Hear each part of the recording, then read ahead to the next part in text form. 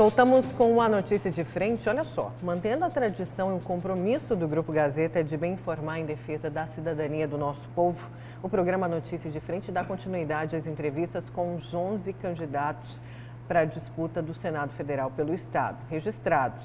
E, seguindo uma ordem que foi definida com os representantes destes candidatos e a direção de jornalismo da TV Vila Real, ordem alfabética, hoje a gente recebe aqui, num tempo de 30 minutos, que também foi definido com os representantes e a direção, o candidato do Solidariedade, Pedro Táxi. Tudo bem, candidato? Bom dia. Bom dia a você, Nayara, bom dia ao doutor Haroldo Arruda. Quero cumprimentar a todos aqui deste importante veículo de comunicação e parabenizá-los por isso, porque programas como este representam a democracia, notadamente na eleição. Para mim é uma alegria, uma honra estar aqui. Candidato, o senhor quer desassociar o sobrenome Táxi na sua campanha por conta do seu primo, Paulo Táxi, que foi seu chefe da Casa Civil no seu governo e que foi acusado de improbidade administrativa no caso da Grampolândia, inclusive foi preso? Em absoluto. Eu tenho orgulho da minha família, meu nome é Pedro Táxi. A primeira mulher que chegou em Mato Grosso, segundo os historiadores, foi Balbina Táxi, em 1720. Eu quero mandar um abraço para o Paulo, para a família dele, para toda a minha família. Eu acho que... Porque na sua campanha o senhor fala, né? Só meu nome é Pedro. Porque eu tenho 13 segundos de TV. Imagina, 13 segundos, né? É pouco tempo por isso. Mas eu quero voltar à questão da família. Quero mandar um abraço para a família de todos os candidatos que sofrem bastante, né? Eu não coloco família em eleição.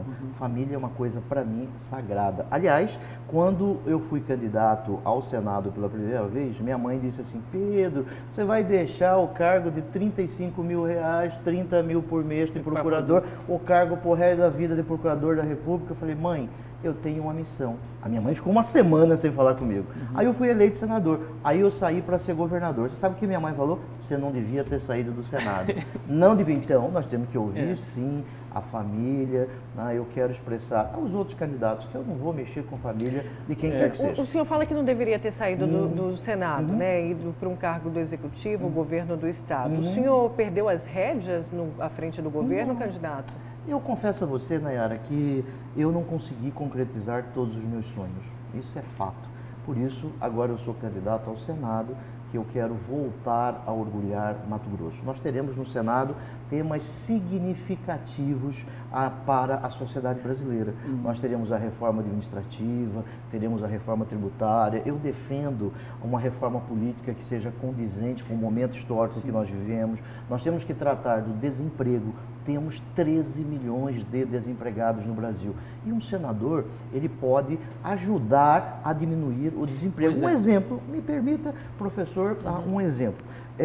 Auxílio emergencial. Sou favorável ao auxílio emergencial, ao Renda Cidadã. Sim, ao Renda Cidadã. Auxílio emergencial é o nome técnico. No momento de dificuldade, nós precisamos de um instrumento de garantia. Aliás, em Mato Grosso, nós criamos o ProFamília, que atendeu quase 49 mil famílias de baixa renda. Se você buscar no IBGE, Mato Grosso diminuiu seus índices de pobreza em razão do ProFamília. 49 mil famílias. E agora, um programa bonito, muda de nome, porque quando o filho é bonito, todo mundo quer. Quando é feio, ninguém quer. Agora tem pai, tem mãe, o ProFamília. E eu vou votar favoravelmente por uma prorrogação do auxílio emergencial durante este período. Você pode ter este meu compromisso. Sabe por quê? Porque primeiro nós temos que ajudar aquele que precisa nesse instante e, em paralelo, buscar resolver a questão do desemprego que desassossega a sociedade brasileira. Você citou 3 reformas, sem dúvida alguma,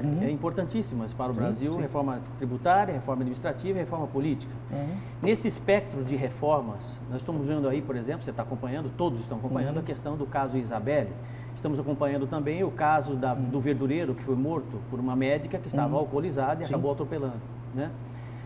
Eu lhe pergunto o seguinte: enquanto senador da República, de que forma o senhor pode interferir exatamente numa reforma do Código Penal, no sentido de acabar com o número de recursos ou, de certa forma, de acabar com o excesso de defesa, vamos dizer assim, do poder de defesa? Legal, obrigado por essa pergunta. Eu já fiz como senador e vou fazer novamente, vou continuar o trabalho que eu lá tive. Exemplo, eu fui o autor do pedido que criou uma comissão que criou um novo Código Penal. Por exemplo, eu sou contra o aborto. Eu que fiz o voto junto com o professor Marrafon, que é aqui de Mato Grosso, eu fiz o voto contra o aborto, porque eu acredito na vida. Você citou casos sobre utilização de armas. Eu sou favorável a que o cidadão possa exercer o seu direito constitucional, legítima defesa, e usar armas. Agora, não em situações como esta. Precisa ter regras estabelecidas, regras claras. Por exemplo, Nayara, eu não posso usar arma, eu não tenho aptidão, habilidade para isso. Estabelece essas regras, aí sim é possível, mas eu defendo o direito constitucional à legítima defesa, mas com regras, para evitar casos tristes como este que vocês fizeram referência, que ocorreu em Mato Grosso, que acabou com famílias, por isso precisamos destas regras. Eu só preciso, se me permite, responder a pergunta sobre o trânsito. Precisamos sim de leis mais duras no trânsito, né? Diferenciar o que se denomina de culpa, vou falar no juridiquês aqui, né?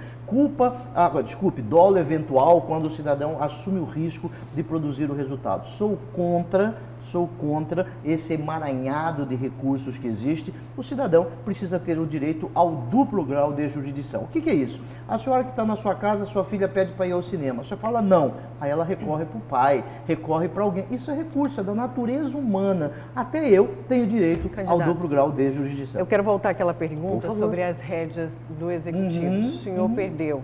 Eu pergunto isso porque o seu governo foi marcado como o que mais teve secretários presos, afastados. Ou seja, com maior índice aí, né, de corrupção, pelo menos divulgado. Como o senhor vê isso? O que aconteceu no seu governo? Pedro Táxi não conseguiu tomar as rédeas à frente do Executivo? Só complementar a sua pergunta, né? Na verdade, tudo isso que ela está apontando com relação a esse passivo político seu que pode lhe atrapalhar na eleição. Dentre eles, a relação ruim com o servidor público também, complementando essa fala dela. Legal. Obrigado por essas perguntas. Quando se fala isso, nós tivemos um caso de corrupção triste, caso da SEDUC, não é isso? A Operação Rêmora. Eu não tenho pejo, temor de falar sobre absolutamente nada. Mas teve outros escândalos também. Mais corrupção foi esse caso que propalaram que foi 53 milhões de reais, mas foram 400 mil reais, né? Se fosse R$1, seria grave. Esse é o caso. Eu não tenho uma ação penal contra mim, eu não tenho uma ação de improbidade contra mim, e veja que esse caso foi no dia 5 de maio de 2016, investigado desde 2015. Eu não tenho absolutamente nada, eu sou ficha limpa, portanto, eu tenho que responder pelo que eu fiz. Agora, voltando ao governo, que eu não quero fugir da pergunta. Se você me perguntar, Pedro, houve erros estratégicos no governo? Sim. Houve erros estratégicos, houve erro político, mas eu não sou ladrão, né? Eu não roubei R$1, minha declaração de imposto de renda está aí. Aliás, eu diminuí, né, o meu patrimônio pela metade, enquanto quem entra na política fica milionário. Falando que outros candidatos são ladrões? Eu não estou aqui falando de outros candidatos, né? Eu não vim aqui para falar de outros candidatos, eu vim para falar propostas. Eu quero, me permita só responder. Não ser ladrão não é uma qualidade, né? É uma obrigação. Graças a Deus, né? É uma obrigação, né? É uma obrigação. Agora, você concorda que tem ladrão na política, sim, né? Você concorda? Sim, claro. Tem gente que entra na política, começa a ter rádio, começa a ter TV. Eu não tenho. Agora, eu quero responder do servidor. Sim. Isso aí é importante. Foi um erro estratégico no tocante aos servidores. Agora, eu sempre defendi servidores. Veja que, como procurador da República, Nayara, eu fui voluntário para fazer a defesa de servidores públicos mortos no exercício da função. Lembra do Ildebrando Pascoal, que cerrava pessoas, um deputado federal do Acre, que jogava ácido de bateria nas pessoas? Eu fiz o júri do Ildebrando Pascoal como voluntário. 2, como senador, defendi os servidores no Senado. Como governador, paguei todo o RGA, né? Os profissionais da educação, eu quero cumprimentá-los e dizer, eu paguei, né, garanti o pagamento da Lei 510, que repôs os salários dos professores. Eu sou criticado por isso, mas eu quero dizer assim, se isso for pecado, auxiliar os profissionais da educação no seu salário, aumentar o salário, eu quero dizer que eu sou pecador. Só mais um detalhe, por favor. eu vou votar pela estabilidade do servidor na reforma administrativa. Defendo a estabilidade do servidor público federal, estadual e municipal. Vai ser uma compensação porque aconteceu no seu governo? Em absoluto, eu não sou homem de compensação. Eu fiz no governo o que eu fiz como Procurador da República e vou fazer no Senado da República. Sobre desemprego, 13 milhões de desempregados que nós temos no Brasil. Inicialmente, auxílio emergencial, esta rede de proteção por um período, e como senador, buscar recursos do BNDES. Veja, o presidente Bolsonaro, ele liberou dinheiro para o BNDES, dinheiro do Tesouro Nacional, para as instituições financeiras emprestarem para pequenos empresários, como um salão de beleza, como um bar, como uma mercearia, e não chegou na ponta. Cabe a um senador da República fiscalizar. E eu, como senador, vou fiscalizar isso, porque precisamos. Quero mandar um abraço para o deputado Van Clay, lá em Pontes Lacerda, que mandou uma mensagem dizendo que está me acompanhando. Mandar um abraço para o Daniel, secretário lá de Sinop, o Christian, mandar um abraço para o Cleiton de Sinop. Um abraço para vocês. Candidato, eu votei em você para governador. Sim, muito obrigado. Porque o senhor prometeu que ia terminar o VLT. Um dos motivos foi esse. E não terminou. O que é que aconteceu? Imagina o seguinte, eu, governador Mauro Mendes, a quem eu desejo todo o sucesso do mundo, que seja mais competente que eu, que tenha mais sorte do que eu. O senhor não teve sorte? Não. O senhor atribui a falta de sorte, por exemplo? Não. Você acredita em sorte ou azar? Não? Eu acredito. Você acredita? Acredito. Aí depois daqui vou contar uma historinha sobre sorte e azar, aqui não dá tempo. Vamos falar do VLT. Você acha que o governador Mauro Mendes não queria terminar o VLT? Quando uma coisa... Mas não prometeu. 30 dias depois, né? Eu gostaria de dizer assim, quando você começa uma coisa errada, veja que como senador é só procurar aí no tal do YouTube, né? Você defendeu o BRT. Eu defendi o BRT, fui contra, e aliás, eu fui o único senador que fiscalizou. Único não é verdade. O senador Maggi, em nome da verdade, também criticou, fez discurso... Então o que o senhor prometeu? Então por que não prometeu? Não, deixa eu dizer o seguinte, sabe por quê? Porque nós não temos como adivinhar que o Silval Barbosa pagou para o povo do VLT. Você sabia como jornalista? Um jornalista competente? Não. A senhora sabia? O Grupo Gazeta Quer dizer, você sabia? não conhecia o passivo? Não, e vocês conheciam? Mas eu não fui governador. Mas eu não era candidato a governador. Você era candidato a governador, entendeu? Veja bem, é muito diferente essa situação, Pedro. Não é diferente. Porque, veja bem, porque se eu me coloco como candidato, pré-candidato ao governo do Estado, eu preciso reconhecer o ônus e o bônus dessa gestão. Concordo. Certo? Quer dizer, eu preciso saber exatamente qual é a relação, o que é que eu vou enfrentar. Eu não posso simplesmente omitir o passivo, omitir o ativo. Você tem né? razão. Então, esse compromisso na eleição, você fez o compromisso. Subentende-se ao eleitor de que você conhecia a situação do VLT para poder se posicionar daquela forma. Então, esse é o grande desconforto, não só meu, como da boa parte dos seus eleitores, que houve uma promessa que não foi cumprida. Pelo contrário, piorou a situação porque foi judicializado o processo. Pelo menos é o que a gente entende aí, pouco entende com relação... É por isso que eu lhe pergunto, não terminou por quê? Porque faltou dinheiro, porque não houve acordo, porque foi mais fácil judicializar? O que é que aconteceu? O cenário econômico, você viveu um período difícil economicamente no Brasil, né? O que é que relativamente aconteceu para que realmente você pudesse abandonar, falar, aqui não vai dar? Bom, se vocês me permitirem, agora eu vou responder, né? Com total tranquilidade. Nós todos queremos o término da obra do VLT. Agora, quem roubou tem que ser responsabilizado. Isso é fato. Eu, como senador, vou trabalhar para que o VLT termine. Nós não podemos deixar 800 milhões de reais jogados ali perto do aeroporto. Sobre a ação que você fez referência, entre a coisa certa e o fácil, eu quero dizer ao eleitor que está me vendo, entre o certo e o fácil, eu faço o certo. O melhor caminho era a judicialização, tanto que o Tribunal de Justiça, por unanimidade, decidiu isso, o STJ decidiu isso. A culpa é minha? Não. A culpa é de quem roubou o dinheiro do VLT, que não fui eu. Você acha que eu não queria terminar o VLT como governador? O governador Mauro Mendes não quer terminar o VLT? Agora, eu, como senador, serei um soldado para ajudar a terminar essa obra. Se você me perguntar, foi um erro ter ajuizado a ação? Não. Entre o certo e o fácil, eu faço o certo. Por isso que o Tribunal de Justiça me permite, a quem eu quero render homenagens, entendeu que eu estava certo, o Estado de Mato Grosso estava certo, o STJ entendeu que estava certo. O governador não pode ficar nesse tipo de coisa. O contrato era vicioso? Não, o contrato não era vicioso, o contrato é uma fraude, é mais do que vicioso. Não vim aqui para cercar palavras. Agora, como senador, senador, eu vou trabalhar muito para que Mato Grosso tenha o recurso necessário e termine essa obra que nós todos queremos. Os comerciantes da Avenida da FEB, quantos quebraram? Agora a culpa é do Pedro. Mas você tem uma luz, um caminho para isso, efetivo e prático? Nós temos, o governo do estado já tem isso e começou na nossa gestão. Como senador, nós vamos ao Ministério das Cidades, o antigo Ministério das Cidades, no governo federal. Precisamos terminar essa obra e a União tem que subsidiar isso, como ocorre com o metrô de Salvador, como ocorre com o metrô de São Paulo. Só mais um detalhe sobre o VLT.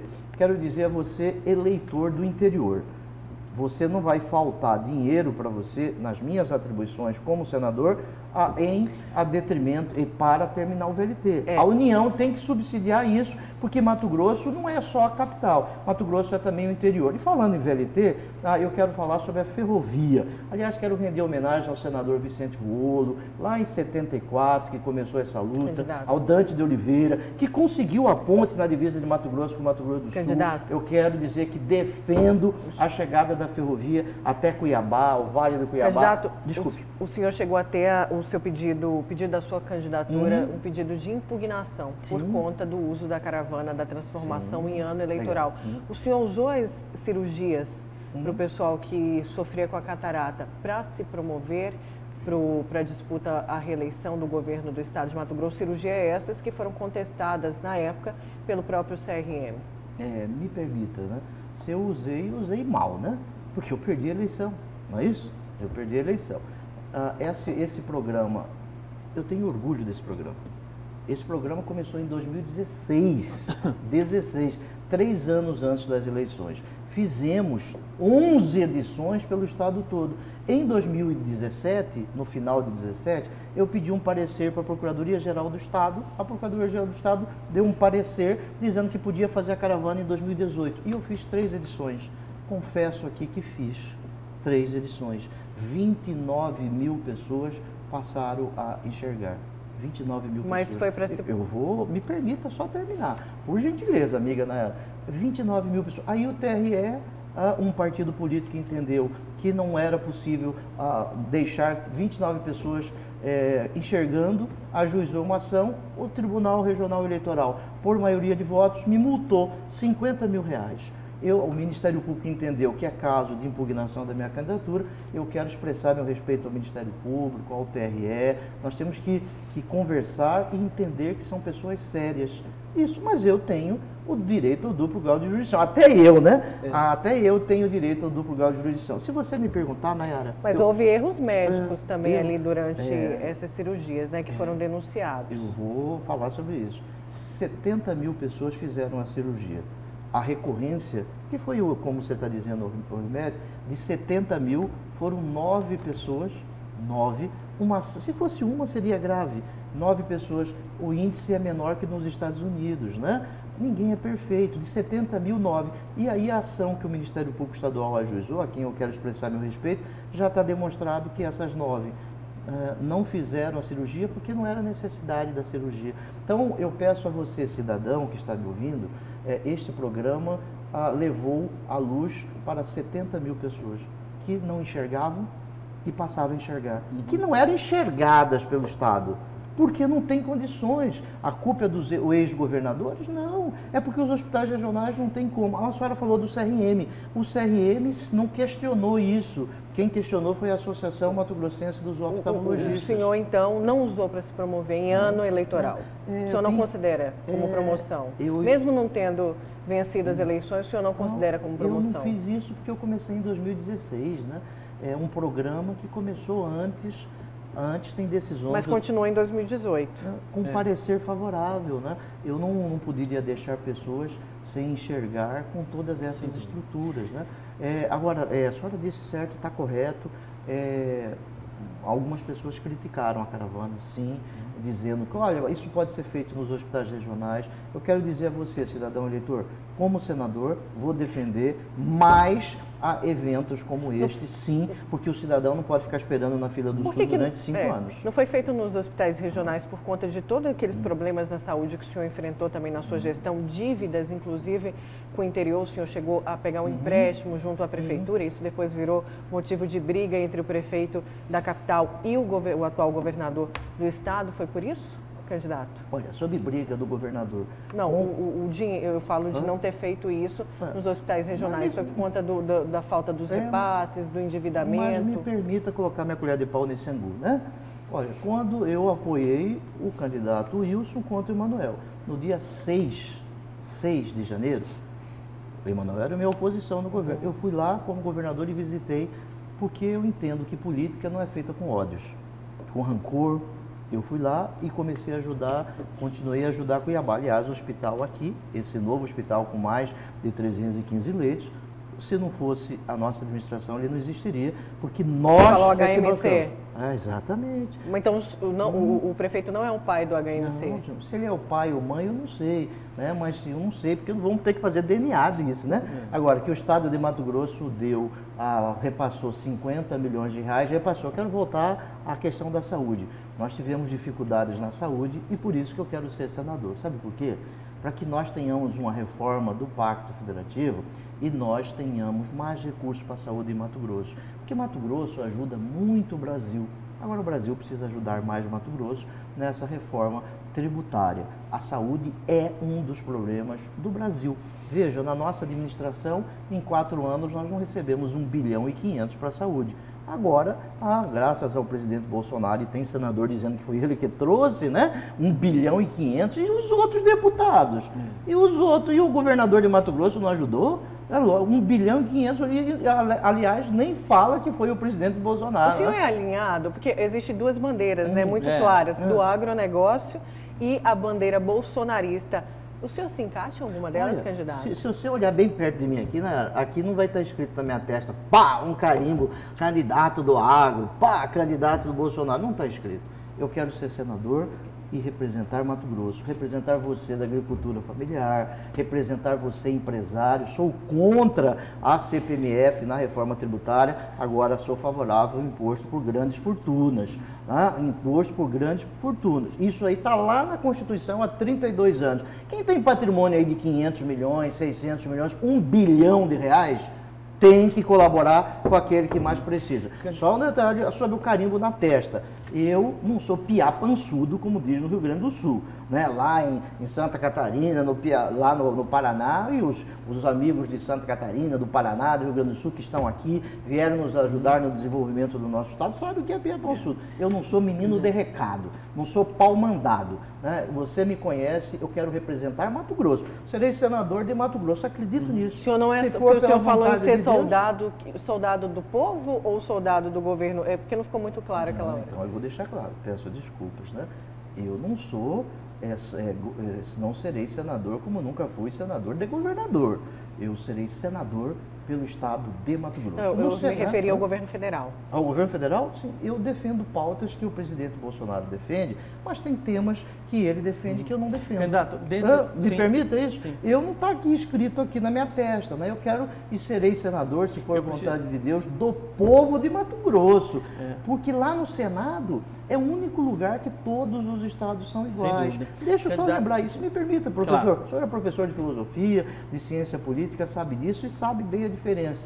Imagine, São Paulo tem 70 deputados federais. Mato Grosso tem 8. São Paulo tem Minas Gerais, 58 deputados federais.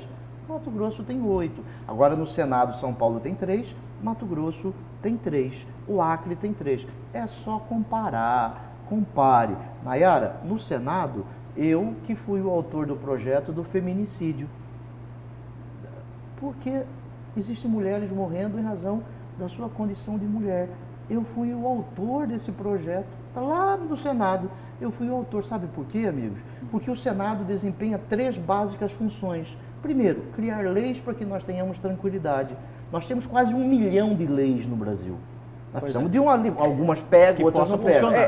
O senhor também teve uma PEC, por exemplo, desculpa, Haroldo, só complementando aqui, porque ele falou o seguinte, que ele falou da lei do feminicídio, foi realmente um avanço, mas o senhor teve uma PEC que proibia parlamentares de aceitar cargos no Poder Executivo, mas o senhor colocou, por exemplo, o Wilson Santos como seu secretário. Houve uma incoerência? O que se promete no Legislativo, por exemplo, não se pode cumprir no Executivo, o candidato? Sabe de onde veio essa PEC? Dos Estados Unidos, né?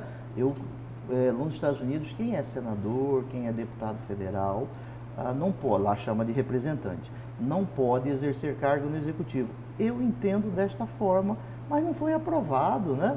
Eu tenho que cumprir a Constituição permite. Não foi aprovado Eu falei de incoerência com o que o senhor queria. Eu descumpri a Constituição? Não, mas eu não descumpri a Constituição, desculpe. Eu não posso ser responsabilizado pelo passado, pelo presente e pelo futuro, né? Aí é aquele filme, né? Volta para o futuro, volta para o passado. Eu só quero voltar a essa PEC, que a Nayara trouxe um tema bem importante, por favor. É muito importante esse tema. Primeiro caso, né? O senador cria leis para que nós tenhamos tranquilidade. Temos muitas leis, Nayara, professor Haroldo, muitas leis. Precisam fazer uma lipoaspiração nessas leis, né? E o senador fiscaliza. Quem fiscaliza é o Senado e a Câmara. Aí o senador vira ministro. Aí como que fiscaliza? Por isso que eu apresentei esta PEC. E cabe ao senador trazer recursos para o Estado. E não roubar o recurso. Estas são as atribuições do senador. Por isso eu quero pedir o seu voto, que está me ouvindo. Você vai pedir voto daqui a pouquinho. Não pode pedir agora? Agora eu só vou falar meu número. 7, eu tenho duas perguntas para você. Favor, se não está acabando o tempo. Não, já vai acabar. Primeiro é o seguinte, com relação a um ponto que é importantíssimo para a sociedade, com relação, que eu acredito que tenha sido um dos maiores escândalos, o maior problema da sua gestão, que foi a questão da Granpolândia. Sim. Tá? Ok. E a outra é uma pergunta, que não tem nada a ver uma coisa com a outra, né? A outra é uma pergunta de uma menina de 14 anos de idade, que, graças a Deus, precocemente as crianças estão cada vez mais interessadas em política. Ela pergunta assim, graças a Deus. Por que o mandato de senador é de 8 anos e por conta de representatividade, qual a diferença entre o senador e o deputado federal? Primeiro Granpolândia, depois a segunda. Vamos começar pela Granpolândia. Eu saí do governo do Estado. O senhor sabia de tudo que estava acontecendo? Se eu soubesse... Seu primo fazia, que era o secretário-chefe da Casa Civil? Deixa eu voltar. Ele já foi denunciado por isso? Ele foi preso, né, candidato? Eu conheço pessoas presas que foram absolvidas. Ele está sendo investigado. Não, ele foi denunciado por isso. Eu não sou advogado dele, não é isso? Agora, nós temos que entender que as pessoas têm o devido processo legal. Até os meus adversários têm, né? Eu não posso violar a Constituição. Eu saí do governo do Estado, já mandei 20 ofícios pedindo para ser ouvido. Aí eu fui um dia no Ministério Público e fui ouvido na quarta-feira de cinzas, 6 horas, eu pedi para ser ouvido. Falaram em 60 mil telefones. Eu quero ver se foi um telefone. Já tem resultado disso? Já tem resultado? Eu queria saber, já tem. Não tem resultado disso. Aí a culpa é minha. O senhor não acompanha o maior escândalo do seu governo? Não, agora eu quero saber. Eu tenho denúncia contra mim sobre isso. O que existe ali são 2 pessoas que fizeram delações dizendo que eu sabia. Eu sabia, isso que disseram. Eu não sabia, o cidadão me conhece. Aliás, eu fiz a representação para o GAECO e o GAECO arquivou citando as mesmas pessoas. Você acha que contra o Ministério Público é mentira e contra mim é verdade? Só porque eu sou político, eu sou Pedro Táxi? Tem as denúncias contra o Ministério Público. Então, o grande culpado é o Ministério Público? Não, em absoluto. O Ministério Público é uma instituição séria, decente. Aliás, eu tenho orgulho e honra de ter feito parte do Ministério Público.